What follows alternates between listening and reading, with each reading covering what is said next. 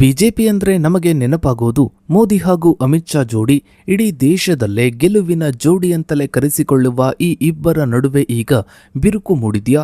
ಸ್ವತಃ ಅಮಿತ್ ಶಾ ಅವರೇ ಪ್ರಧಾನಿ ನರೇಂದ್ರ ಮೋದಿ ವಿರುದ್ಧ ಷಡ್ಯಂತ್ರವನ್ನ ರೂಪಿಸ್ತಾ ಇದ್ದಾರಾ? ಸದ್ಯ ರಾಜಕೀಯ ವಲಯದಲ್ಲಿ ಇಂತಹದ್ದೊಂದು ಭಾರಿ ಚರ್ಚೆ ಮುನ್ನೆಲೆಗೆ ಬಂದಿದೆ. ಪ್ರಧಾನಿ ನರೇಂದ್ರ ಮೋದಿ ಅವರಿಗೆ ವಯಸ್ಸಾಗುತ್ತಿದೆ, ಮುಂದಿನ ಚುನಾವಣೆ ವೇಳೆಗೆ ಮೋದಿಯವರು ರಾಜಕೀಯದಲ್ಲಿ ಇರೋದಿಲ್ಲ, ಹೀಗಾಗಿ ಬಿಜೆಪಿಯನ್ನ ಮತ್ತೆ ಅಧಿಕಾರಕ್ಕೆ ತರಲು ಅಮಿತ್ ಶಾ ಹೊಸ ತಂತ್ರವನ್ನ ರೂಪಿಸಿದ್ದಾರೆ ಅನ್ನೋದು ಒಂದೆಡೆಯಾದ್ರೆ, ವಿರೋಧ ಪಕ್ಷಗಳು ಮಾತ್ರ ಇದಕ್ಕೆ ಬೇರೆಯದ್ದೇ ಆಯಾಮವನ್ನ ನೀಡ್ತಾ ಇವೆ. ತಾವು ಪ್ರಧಾನಿ ಕುರ್ಚಿ ಮೇಲೆ ಕೂರಲು ನರೇಂದ್ರ ಮೋದಿಯವರ ವರ್ಚಸ್ಸು ಮತ್ತು ಜನಪ್ರಿಯತೆಯನ್ನ ಪ್ರಭಾವವನ್ನ ಕುಗ್ಗಿಸಲು ಸ್ವತಃ ಅಮಿತ್ ಶಾ ಅವರೇ ತೆರೆಮರೆಯಲ್ಲಿ ಸ್ಕೆಚ್ ಅನ್ನ ಹಾಕಿದ್ದಾರೆ, ಸ್ವಪಕ್ಷದಲ್ಲೇ ಷಡ್ಯಂತ್ರ ನಡೀತಾ ಇದೆ ಅಂತ ವಿರೋಧ ಪಕ್ಷಗಳು ಗಂಭೀರವಾಗಿ ಆರೋಪಿಸ್ತಾ ಇವೆ. ಹಾಗಾದ್ರೆ ಈ ಆರೋಪಗಳಲ್ಲಿ ನಿಜ ಎಷ್ಟು, ಸುಳ್ಳು ಎಷ್ಟು? ಮೋದಿ ನಂತರ ಬಿಜೆಪಿಯ ಮುಂದಿನ ನಾಯಕ ಯಾರು?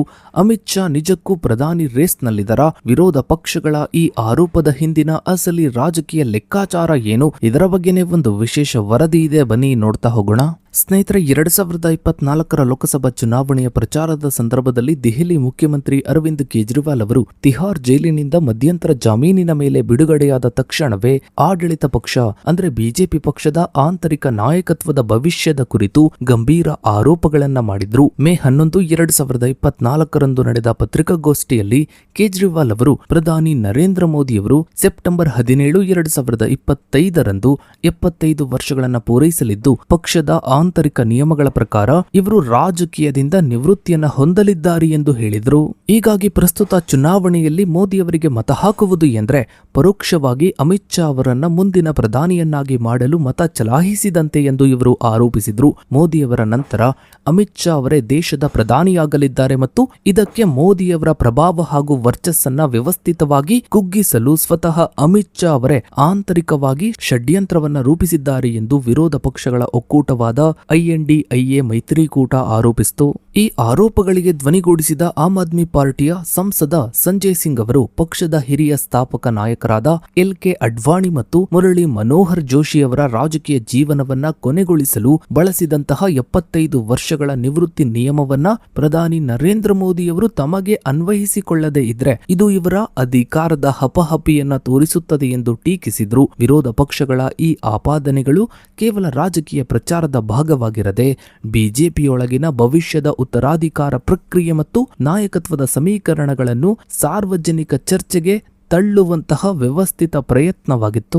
ಇನ್ನು ಸ್ನೇಹಿತರ, ವಿರೋಧ ಪಕ್ಷಗಳ ಈ ಆರೋಪಗಳನ್ನ ಕೇಂದ್ರ ಗೃಹ ಸಚಿವ ಅಮಿತ್ ಶಾ ಮತ್ತು ಬಿಜೆಪಿಯ ರಾಷ್ಟ್ರೀಯ ಅಧ್ಯಕ್ಷರು ತಕ್ಷಣವೇ ತಳ್ಳಿ ಹಾಕಿದ್ರು. ಬಿಜೆಪಿಯ ಅಧಿಕೃತ ಸಂವಿಧಾನದಲ್ಲಿ ಯಾವುದೇ ರೀತಿಯ 75 ವರ್ಷಗಳ ವಯೋಮಿತಿ ಅಥವಾ ಕಡ್ಡಾಯ ನಿವೃತ್ತಿಯ ನಿಯಮ ಉಲ್ಲೇಖವಾಗಿಲ್ಲ ಎಂದು ಅಮಿತ್ ಶಾ ಸ್ಪಷ್ಟಪಡಿಸಿದ್ರು. ಪ್ರಧಾನಿ ನರೇಂದ್ರ ಮೋದಿಯವರು ತಮ್ಮ ಸಂಪೂರ್ಣ ಅಧಿಕಾರಾವಧಿಯನ್ನ ಪೂರ್ಣಗೊಳಿಸಲಿದ್ದಾರೆ ಮತ್ತು ಭವಿಷ್ಯದಲ್ಲೂ ಕೂಡ ಪಕ್ಷವನ್ನ ಇವರೇ ಮುನ್ನಡೆಸಲಿದ್ದಾರೆ ಎಂದು ಇವರು ಪುನರುಚ್ಚರಿಸಿದರು. ಆದರೂ ಕಳೆದ ಒಂದು ದಶಕದ ಇತಿಹಾಸವನ್ನ ಗಮನಿಸಿದ್ರೆ 75 ವರ್ಷಗಳ ವಯೋಮಿತಿಯನ್ನ ಪಕ್ಷದ ಆಂತರಿಕ ನಿರ್ಧಾರಗಳಿಗಾಗಿ ಒಂದು ನಾಮ್ಯತೆಯ ನೀತಿಯಾಗಿ ಬಳಸಲಾಗಿದೆ ಎಂಬುದು ಸ್ಪಷ್ಟವಾಗುತ್ತದೆ.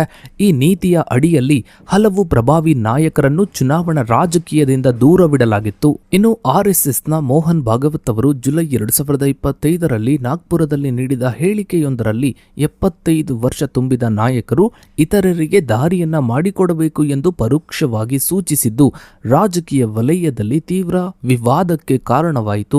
ಆದರೆ ನಂತರದ ದಿನಗಳಲ್ಲಿ RSS ಈ ವಿಷಯದಲ್ಲಿ ಸ್ಪಷ್ಟನೆಯನ್ನ ನೀಡಿತು. ಕೇವಲ ವಯಸ್ಸಿನ ಆಧಾರದ ಮೇಲೆ ಯಾರನ್ನೂ ಕೂಡ ಬಲವಂತವಾಗಿ ನಿವೃತ್ತಗೊಳಿಸುವ ನೀತಿ ಸಂಘದಲ್ಲಿಲ್ಲ ಮತ್ತು ಪ್ರಧಾನಿ ನರೇಂದ್ರ ಮೋದಿಯವರ ನಾಯಕತ್ವಕ್ಕೆ ಸಂಪೂರ್ಣ ಬೆಂಬಲವಿದೆ ಎಂದು ಖಚಿತಪಡಿಸಿದರು. ಇನ್ನು ಸ್ನೇಹಿತರೆ, ಅಮಿತ್ ಶಾ ಮತ್ತು ನರೇಂದ್ರ ಮೋದಿಯವರ ಸಂಬಂಧವು 1982ರ ಗುಜರಾತ್ RSS ದಿನಗಳಿಂದಲೇ ಆರಂಭವಾಗಿದ್ದು, ಇದು ದಶಕಗಳ ಕಾಲದ ಪರಸ್ಪರ ನಂಬಿಕೆ ಮತ್ತು ಕಾರ್ಯತಂತ್ರದ ಸಹಯೋಗದ ಮೇಲೆ ನಿರ್ಮಾಣವಾಗಿದೆ. ಅಮಿತ್ ಶಾ ಅವರು ಮೋದಿಯವರ ಅತ್ಯಂತ ನಂಬಿಕಸ್ಥ ಒಡನಾಡಿ ಹಾಗೂ ಇವರ ರಾಜಕೀಯ ರಕ್ಷಾ ಕವಚವಾಗಿ ಕಾರ್ಯನಿರ್ವಹಿಸಿದ್ದಾರೆ. ನರೇಂದ್ರ ಮೋದಿಯವರ ರಾಷ್ಟ್ರೀಯ ವರ್ಚಸ್ಸನ್ನ ಹೆಚ್ಚಿಸಲು ಮತ್ತು ಪಕ್ಷದ ಸಂಘಟನೆಯನ್ನ ಜಾಗತಿಕ ಮಟ್ಟದಲ್ಲಿ ಬಲಪಡಿಸಲು ಅಮಿತ್ ಶಾ ಅವರ ಕಾರ್ಯತಂತ್ರಗಳು ಪ್ರಮುಖ ಪಾತ್ರವನ್ನೇ ವಹಿಸಿವೆ. ಆದರೂ 2026ರ ಮಧ್ಯಭಾಗದಲ್ಲಿ ದೆಹಲಿಯ ರಾಜಕೀಯ ವಲಯದಲ್ಲಿ ಕೇಂದ್ರ ಸಚಿವ ಸಂಪುಟ ಪುನರ್ರಚನೆಯ ಕುರಿತು ತೀವ್ರವಾದ ಚರ್ಚೆಗಳು ಆರಂಭವಾದವು. ಈ ಪುನರ್ರಚನೆಯ ಸಂದರ್ಭದಲ್ಲಿ ಅಮಿತ್ ಶಾ ಅವರಿಗೆ ಉಪ ಪ್ರಧಾನಿ ಹುದ್ದೆಯನ್ನ ನೀಡಿ ಪದೋನ್ನತಿ ಮಾಡಲಾಗುವುದು ಎಂಬ ಬಲವಾದ ವದಂತಿಗಳು ಹರಿದಾಡಿದ್ವು. ಭಾರತದ ಮೊದಲ ಗೃಹ ಸಚಿವ ಸರ್ದಾರ್ ವಲ್ಲಭಾಯ್ ಪಟೇಲ್ ಮತ್ತು ನಂತರದ ದಿನಗಳಲ್ಲಿ ಕೆಎಲ್ ಅಡ್ವಾಣಿಯವರು ಗೃಹ ಇಲಾಖೆಯ ಜೊತೆಗೆ ಉಪ ಪ್ರಧಾನಿ ಹುದ್ದೆಯನ್ನ ಅಲಂಕರಿಸಿದ ಇತಿಹಾಸವನ್ನ ಈ ಸಂದರ್ಭದಲ್ಲಿ ರಾಜಕೀಯ ವಿಶ್ಲೇಷಕರು ನೆನಪಿಸಿಕೊಂಡರು. ಈ ಸಂಭವನೀಯ ಪದೋನ್ನತಿಯನ್ನ ವಿರೋಧ ಪಕ್ಷಗಳು ತಮ್ಮ ಅನುಕೂಲಕ್ಕೆ ತಕ್ಕಂತೆ ವ್ಯಾಖ್ಯಾನಿಸಿ ಅಮಿತ್ ಶಾ ಅವರು ಪ್ರಧಾನಿ ಹುದ್ದೆಗೆ ತಮ್ಮ ಹಕ್ಕು ಸಾಧಿಸಲು ಮತ್ತು ಮೋದಿಯವರ ನಂತರದ ನಾಯಕತ್ವವನ್ನ ತಾವೇ ವಹಿಸಿಕೊಳ್ಳಲು ನಡೆಸ್ತಾ ಇರುವ ಕಾರ್ಯತಂತ್ರವಾಗಿತ್ತು ಎಂದು ಬಿಂಬಿಸಲು ಯತ್ನಿಸಿದ್ವು. ಆದರೆ ಪಕ್ಷದ ಆಂತರಿಕ ಮೂಲಗಳ ಪ್ರಕಾರ ಮೈತ್ರಿಕೂಟದ ಸರ್ಕಾರದಲ್ಲಿ ಪ್ರಾದೇಶಿಕ ಪಕ್ಷಗಳ ಸಮನ್ವಯ ಮತ್ತು ಆಡಳಿತಾತ್ಮಕ ಹಿಡಿತವನ್ನ ಸಾಧಿಸಲು ಗೃಹ ಸಚಿವರಿಗೆ ಹೆಚ್ಚಿನ ರಾಜಕೀಯ ಅಧಿಕಾರ ನೀಡುವುದು ಈ ಪ್ರಸ್ತಾಪದ ಮುಖ್ಯ ಉದ್ದೇಶವಾಗಿತ್ತೇ ಹೊರತು ಮೋದಿಯವರ ಪ್ರಭಾವವನ್ನ ಕುಗ್ಗಿಸುವುದಲ್ಲ. ಇನ್ನು ಸ್ನೇಹಿತರೆ, ಬಿಜೆಪಿಯ ಮುಂದಿನ ಉತ್ತರಾಧಿಕಾರದ ಪ್ರಶ್ನೆ ಉದ್ಭವಿಸಿದಾಗ ಪಕ್ಷದೊಳಗೆ ಸಾಮೂಹಿಕ ನಾಯಕತ್ವ ಮತ್ತು ಪ್ರತ್ಯೇಕ ಶಕ್ತಿ ಕೇಂದ್ರಗಳ ನಡುವಿನ ಸಮತೋಲನದ ಚರ್ಚೆ ಮುಂಚೂಣಿಗೆ ಬರುತ್ತೆ. ಇದರಲ್ಲಿ ಗೃಹ ಸಚಿವ ಅಮಿತ್ ಶಾ ಅವರ ಸಂಘಟನಾತ್ಮಕ ಹಿಡಿತ ಒಂದೆಡೆಯಾದರೆ ಉತ್ತರ ಪ್ರದೇಶದ ಮುಖ್ಯಮಂತ್ರಿ ಯೋಗಿ ಆದಿತ್ಯನಾಥ್ ಅವರ ಜನಪ್ರಿಯತೆಯ ಹಿಂದುತ್ವದ ವರ್ಚಸ್ಸು ಮತ್ತೊಂದೆಡೆ ತೀವ್ರ ಸ್ಪರ್ಧೆಯನ್ನ ಒಡ್ಡುತ್ತಿದೆ. ಯೋಗಿ ಆದಿತ್ಯನಾಥ್ ಅವರ ಯೋಗಿ ಮಾಡೆಲ್ ಆಡಳಿತ ಮತ್ತು ಇವರ ಕಠಿಣ ಸವಾಲುಗಳು, ಕಾನೂನು ಸುವ್ಯವಸ್ಥೆ ನೀತಿಗಳು ಇವರನ್ನ ರಾಷ್ಟ್ರೀಯ ಮಟ್ಟದಲ್ಲಿ ಮೋದಿಯವರ ನಂತರದ ಅತ್ಯಂತ ಪ್ರಭಾವಿ ಸಮೂಹ ನಾಯಕನನ್ನಾಗಿ ಪ್ರಸ್ತುತಪಡಿಸಿದೆ. 2025 ಮತ್ತು 2026ರ ಅವಧಿಯಲ್ಲಿ ದೆಹಲಿಯಲ್ಲಿ ನಡೆದ ಹಲವು ಉನ್ನತ ಮಟ್ಟದ ರಾಜಕೀಯ ಸಭೆಗಳು ಈ ಇಬ್ಬರು ನಾಯಕರ ನಡುವಿನ ಸಮನ್ವಯ ಮತ್ತು ಪೈಪೋಟಿಯ ಸಂಕೇತಗಳಾಗಿ ದೃಢಪಟ್ಟಿವೆ. ಮುಖ್ಯವಾಗಿ ಉತ್ತರ ಪ್ರದೇಶದ ಬಿಜೆಪಿ ಸಂಘಟನೆಗೆ ಹೊಸ ಅಧ್ಯಕ್ಷರನ್ನು ಆಯ್ಕೆ ಮಾಡುವ ಪ್ರಕ್ರಿಯೆ ಮತ್ತು 2027ರ ಯುಪಿ ವಿಧಾನಸಭಾ ಚುನಾವಣೆ ಕಾರ್ಯತಂತ್ರಕ್ಕೆ ಸಂಬಂಧಿಸಿದಂತೆ ಯೋಗಿ ಆದಿತ್ಯನಾಥ್ ಅವರು ಅಮಿತ್ ಶಾ ಮತ್ತು ಜೆಪಿ ನಡ್ಡಾ ಅವರೊಂದಿಗೆ ಸರಣಿ ಸಭೆಗಳನ್ನು ನಡೆಸಿದರು.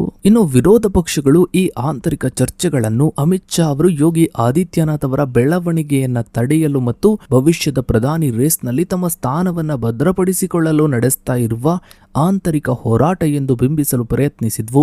ಆದರೆ ಪಕ್ಷದ ವಿಶ್ಲೇಷಕರ ಪ್ರಕಾರ ಇದು ಸೈದ್ಧಾಂತಿಕ ಚೌಕಟ್ಟಿನೊಳಗೆ ನಡೆಯುವ ಸಹಜ ಅಧಿಕಾರ ಸಮೀಕರಣವಾಗಿದ್ದು ಆರ್ಎಸ್ಎಸ್ ಮಾರ್ಗದರ್ಶನದಡಿ ಸಾಮೂಹಿಕ ನಾಯಕತ್ವ ಮಾದರಿಯಲ್ಲಿ ಬಗೆಹರಿಯುವ ಲಕ್ಷಣಗಳನ್ನು ಹೊಂದಿದೆ.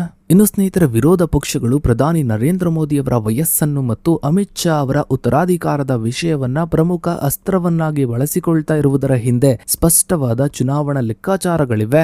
ಬಿಜೆಪಿಯು ಹೊಂದಿರುವ ಮೋದಿ ಗ್ಯಾರಂಟಿ ಮತ್ತು ಇವರ ಅಪ್ರತಿಮ ನಾಯಕತ್ವದ ಇಮೇಜ್ ಅನ್ನು ದುರ್ಬಲಗೊಳಿಸುವುದು ಇದರ ಮುಖ್ಯ ಉದ್ದೇಶವಾಗಿದೆ.